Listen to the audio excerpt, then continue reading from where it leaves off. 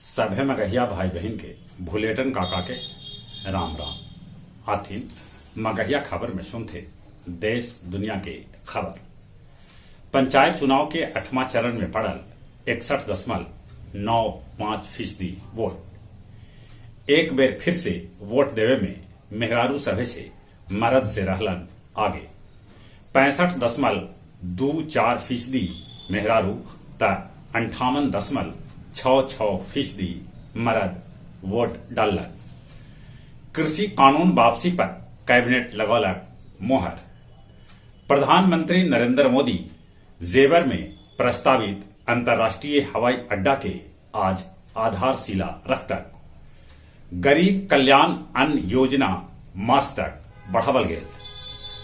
प्रधानमंत्री नरेंद्र मोदी से मुलाकात कैल का बंगाल के मुख्यमंत्री ममता बनर्जी मोदी के बंगाल आवे के न्योता भी देलन।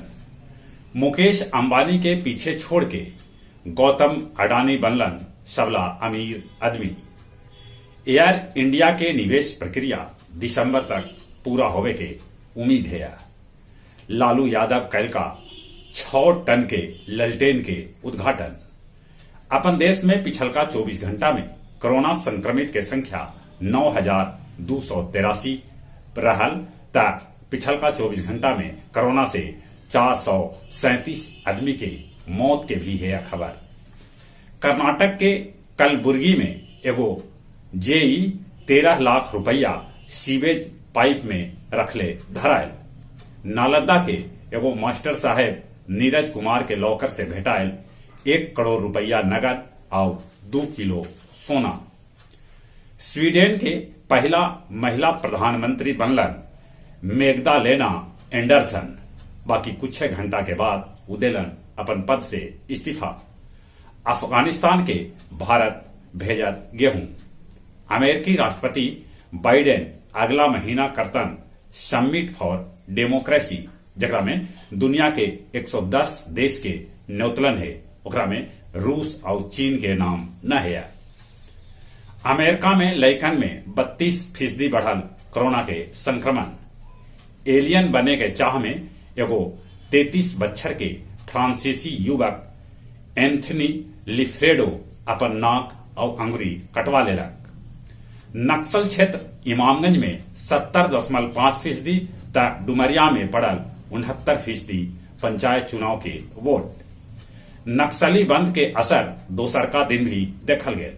दुकान दौरी गाड़ी छकड़ा बंद रहल। बोध गया के टेकुना फार्म स्थित निखिल ज्वेलर से 10 लाख रुपया के गहना चोर चोरा के ले गलन। +2 उच्च विद्यालय अमारुत डोभी में अटल टिकरिंग लैब के कैल गेल उद्घाटन। अब कुछ खेल के समाचार। भारत न्यूजीलैंड के बीच आज कानपुर में खेलल जा पहल का टेस्ट मैच। श्रेयस अय्यर करतन टेस्ट मैच में डब्बू। फ्रांस जूनियर हॉकी विश्व कप में भारत के 5-4 से हरौलक त दोसरका दने बेल्जियम दक्षिण अफ्रीका के 5-1 से हरौलक। T20 रैंकिंग में विराट कोहली टॉप 10 से बाहर हो गलन। जहां तक मौसम के सवाल है, ठंडा बढ़ल है।